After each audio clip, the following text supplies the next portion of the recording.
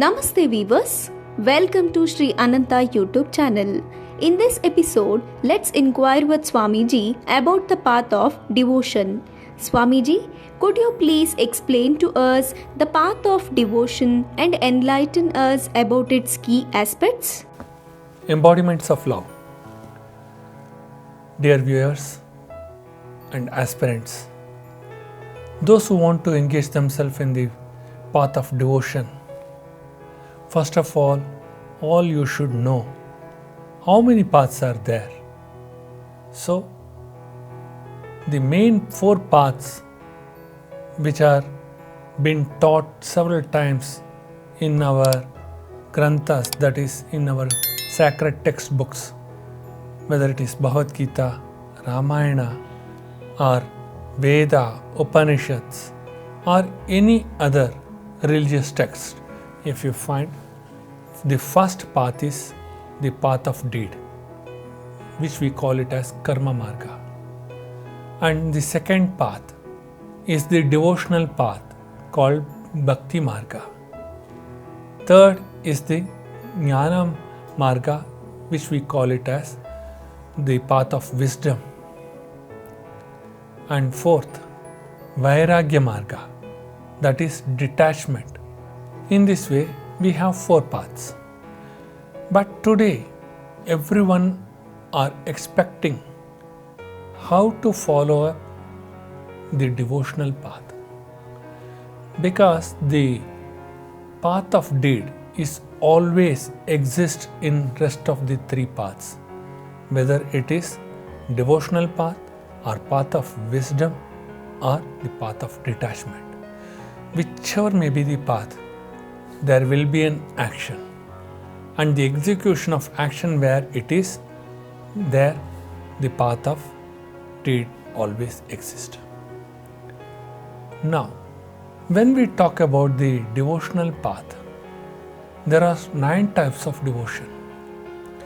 One is the lower level of devotion, where you have 9 types of devotion, and the higher level of devotion also you have 9 types. So these 9 types, how it differs from each other. The lower level is related to the worldly pleasures, where you are demanding from the God for you the sustenance of your life. And in the higher level of devotion, where you are not demanding anything from God, not even God, because where you want to understand how you are God. So in this way, these differences are there in the 9 types of devotion. Now let us take the lower level of devotion, where a small infant or a child, when it borns and after some time, 10 days, 15 days, when it started learning to identify something, how you are initiating a child psychology to develop, or the motor sensory organ to recognize. First, what you do? You name that baby. You will keep on calling that baby with the same name. So it tries to understand. First or second times it may ignore. Third time it will not ignore. When you call with its name, it will try to search for you. It will try to look at you. So it is responding. That signal which is responding, it is only because of your keep on calling that child with some name. So here the child is not responding orally. It is responding through its sensory organs by looking at you.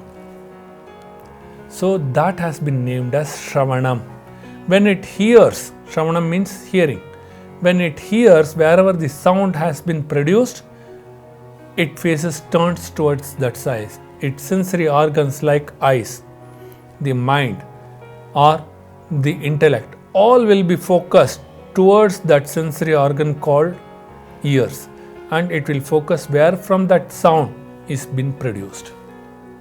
So likewise, in order to understand what is bhakti, first of all you should listen from the masters what is bhakti. Unless you are not hearing completely, you cannot understand what is bhakti is. simply hearing something and forgetting and not practicing, not repetitively hearing, then that will not be called as bhakti. Whatever is there, you have to hear properly and repetitively. That is shravanam, that is hearing, that is the prime most step for devotional path. Second is kirtanam. One time if you heard and left, you will not develop the devotion. Devotion, it doesn't mean that simply you have developed your devotion for God or for your friend or for your parents. That is not a devotion. Devotion is a bondage. Where there is a devotion means two things are binded. Either it can be a God, it can be your parents, it can be your relatives, it can be your siblings and yourself. In between you and them is what stands is the devotion. So it is uniting two persons, one yourself and the opposite. That is bhakti. So in that bhakti, smaranam, that is most important. Kirtanam is most important. If you repetitively keep on calling that God or that Guru or your parent, then that devotion bondage will come. So whatever your devotion for that Guru or God is there, you always sing the glory of them. When you keep on repetitively singing, that will turn into smaranam. That is what? Chanting. You will start chanting. You will not forget even a single day. Because now kirtanam in Telugu or in Sanskrit, it is with raga tala bhava.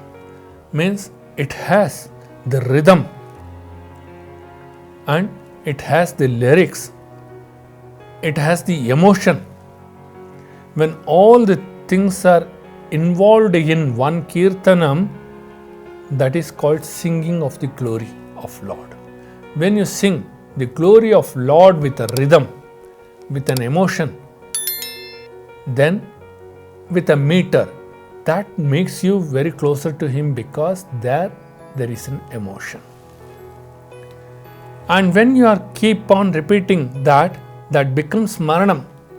At one point of stage, you will stop singing, rather you will start chanting more. In deep sleep, sometimes or in dream state also. What happens? Any nightmare event may occur. At that time, you cannot sing. Immediately, spontaneously, if you see, you will try to chant the name of the God. That has been called as smaranam or chanting. So it is very fast. When you are in a fear, you can chant the name of Lord. Oh God, protect me. If some uneven incident occurs, immediately you say, oh God, protect me. That is chanting of Lord's name. That is smaranam. Padasevanam, fourth stage, where you are offering the services to the feet of the Lord. Offering the services to the feet of the Lord when you are not aware about the Lord. Your Lord is your parents or a mentor. After that, the mentor who has shown you the Lord, some image or something where you are devoted to that Lord and you are offering your services to the Lord. Offering the services to the Lord, it means Lord is not demanding anything from you to sit under His feet and wash His feet. No. It means what? Whatever that Lord has ordained you. Lord means here it can be a Guru or it can be your parent or whomever, your well-wisher who is showing you a right path to attain that Lord. Those are all Lord only. So whatever that God has ordained you to follow up, and when you are following their orders, that has been named as Padasevanam. Then comes Archanam. Archanam means the image. So, to whom you are devoted or whom you love very much from the deep of your heart, definitely their image will be restored in your mind. So that is Archanam. Then you will have a devotion for them, unshaked devotion for them. So that unshaked devotion brings their image always. It will be reflecting in your eyes always, or in your mind always, even if your eyes are closed. That image develops the concentration. That is why Archanam has been brought. Vandanam, salutations. What kind of salutations are you going to do? When you have an image in your mind, your salutation is what? What they have ordained you, the right path. That is righteousness, the path of righteousness. When you follow that, when you imbibe, inculcate to others, inculcate to yourself, that is salutation, real salutation. If you don't listen to them, what respect you are paying to them? So that respect or reverence to your guru or your parents or to that God, whether you have taken from the granthas or sacred text, what I mean to say, or from the guidance from your parents or your mentor, whatever it may be. When you are imbibing and inculcating for yourself and for others, that is the greatest salutations to those mentors or preceptors. Then Dasyam. Dasyam means rendering services. What kind of Dasyam you can do? Rendering services. Paropaharam idam shariram. You have to render services to the sake of others. That is higher level of bhakti. But still, I am initiating this at the lower level of bhakti. Here, the reason is that Dasyam, whenever any command comes from your parents or from your mentor or from any supreme authority which has been, you have accepted from the sacred text also, you have to follow that. That is Dasyam. That is the service, true service. And for that only in Marga Darshanam, that is in a spiritual path, when you go ahead, when you want to find a best and right path of devotion, there in Marga Darshanam, what they say is, these are the beneficial for you, for your Atman, and these are non-beneficials. So you have to take those sacred paths. When you admire that, adopt that, that is Dasyam. Then Sneham. In mundane plane we can say, we always demand from the Lord. And we always, whatever we done the best in our life, we always reveal to the Lord. Some hidden secrets are there in every individual, they never reveal to the God. They feel that if I unreveal this, God will not come to know. It is incorrect. God knows everything. In depth of you also He knows everything. Every moment of your actions He knows everything. So that is why He is God. That is why He is Guru. So never cheat, never lie to the God. If there is any such incidences which prompted you, probed you to do some certain actions which are adharmic, unrighteousness, even though you have done out of ignorance, never fear for that. And one more thing I would like to insist and say, that nothing can move without His will. So whatever your actions are, all these are carried out by Him, not by you. He is the doer and you are mere instrument. In such cases, whatever out of ignorance your instrumental body has done, you reveal to Him, and He, if He required, He will negate all those impurities from you. There is no purity or impurity. Still, for our knowledge sake, we understand purity and impurity. If we consider it as impurity and if we reveal to Him, He will remove that. As a patient when goes to a doctor or a client goes to a advocate, they have to say what are their problems, then only they can resolve their issues. In a similar way, whatever the blemish act we have done, let us make it open, reveal to the God, even though He knows very well. Your doctor can diagnose and come to know what are the ailments. Likewise, while reading a case, an advocate can come to know what are the mistakes are committed by a client. In a similar way, God knows everything. Even a doctor or a advocate can be cheated, but God you cannot cheat, because He is the creator, the one who has created you. He knew everything. So open to Him. That is Sneham. That is the true friendship with that God. After that, Atma Nivedanam. Surrender. In what way? Whatever you have done, whatever may be the consequence of your actions, you surrender to God. God, you have made me to do certain actions, I did. Or whatever the good or bad which have been done by this instrument, it is all belongs to you. Surrender. He will take care. And He will refresh you, refine you. That's what is required. So, in the lower level of bhakti, whenever they want to approach a God in these 9 types of devotions, they can attain the 9th stage in right from listening, hearing, up to absolute surrender. Now, the next stage comes higher level. Whatever in the lower level we have learnt, it is externally. Now, in the higher level, we have to learn through the inward process, which is inherent in you. What is that? Atman. And that Atman has been called as energy, non-existent, invisible, Atman or consciousness or supreme consciousness, whatever may be the terminology, is there. Now, all this time in the lower level of bhakti, what is God, who is God, and what kind of devotion we have to adhere in order to achieve Him, all these things we were externally adopting. Now, we are trying to find that God within. What is my Atman? Who am I? That's the question raised by Ramana Maharshi. So similarly, you also raise. Have you seen your consciousness? Have you seen your energy? The vital energy? No.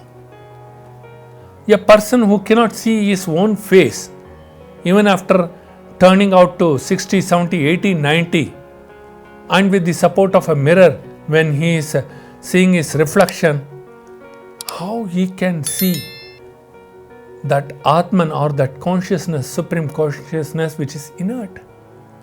So that is why now Shravanam, listen to your heart, listen to your mind. It will produce the sound.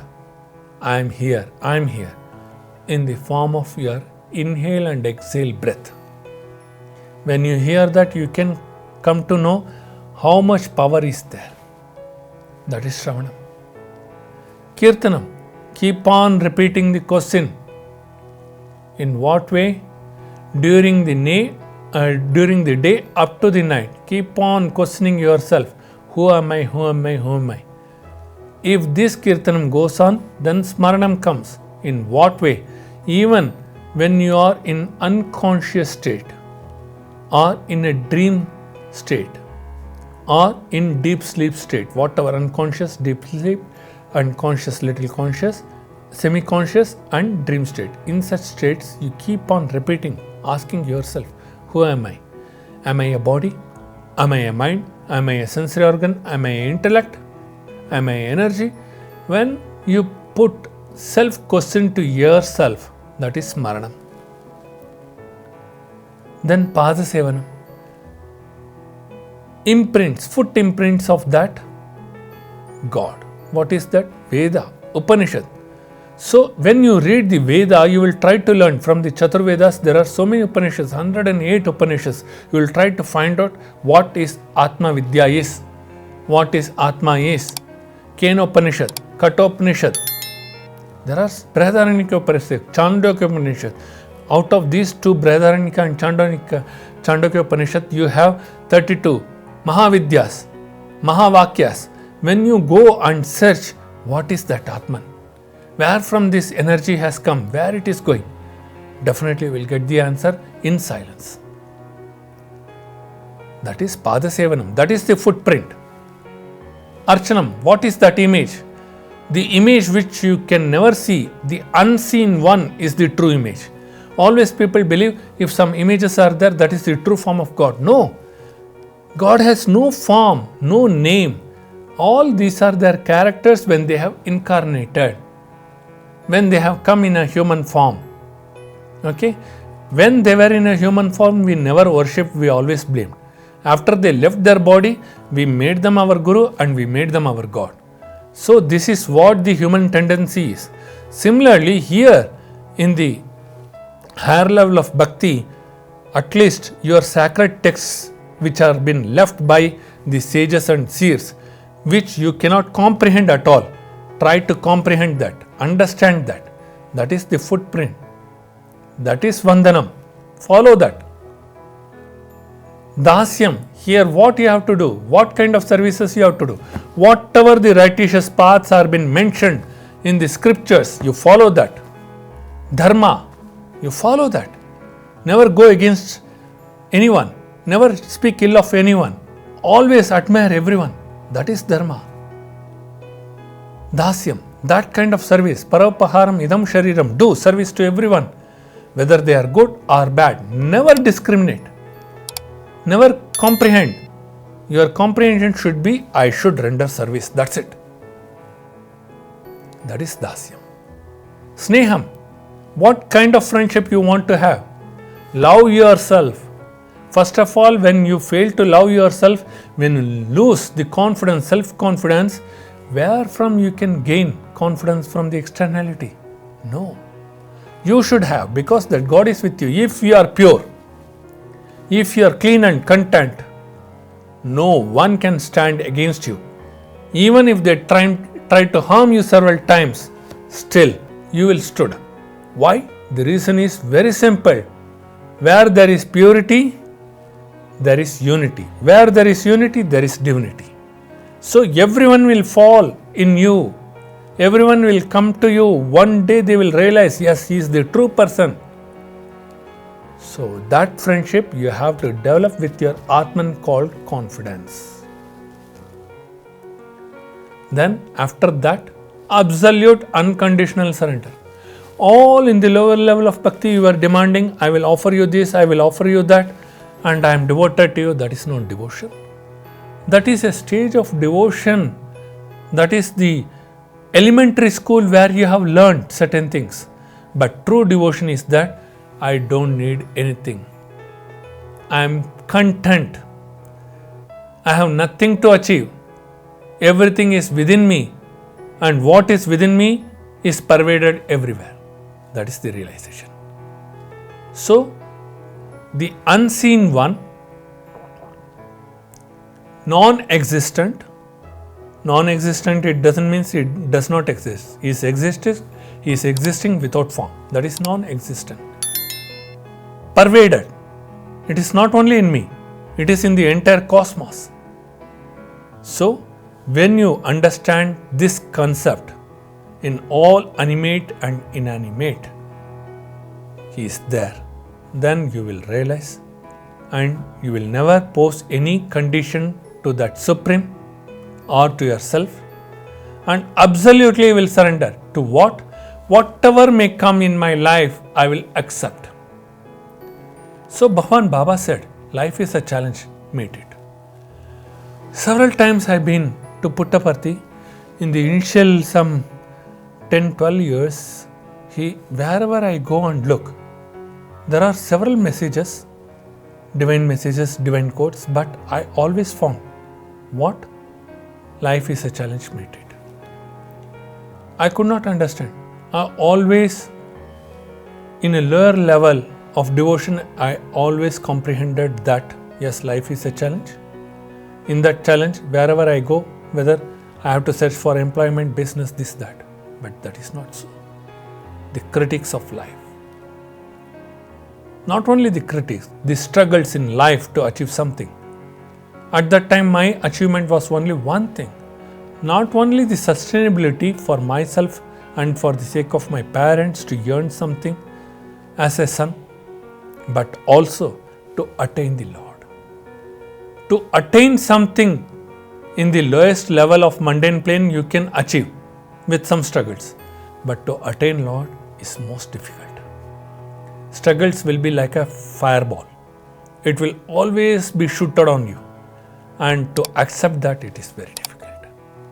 That is values of 3.0, which I will share in my next episode. So, where Atma Nivedanam comes, when you unconditionally surrender to the Lord bestows you everything in your life. That is the highest stage of Bhakti. and in that you should not demand even the Lord. Without His permission, you cannot unite with Him. So, you cannot demand that. You cannot pray for that, because prayer is also like a demand. Simply you do your duty. Rest, you leave to His feet. He will take care. If we deserve, we will attain His feet. If we undeserve, one day we will attain His feet. Never lose your hope. Be confident. That is what the lower level and higher level of bhakti. So, aspirants, I can feel that all you might have understood the concept of what is bhakti is, lower level and higher level, and if you follow these paths on your own way, definitely you will attain bliss in your life. Thank you one and all. Jai Sai Ram.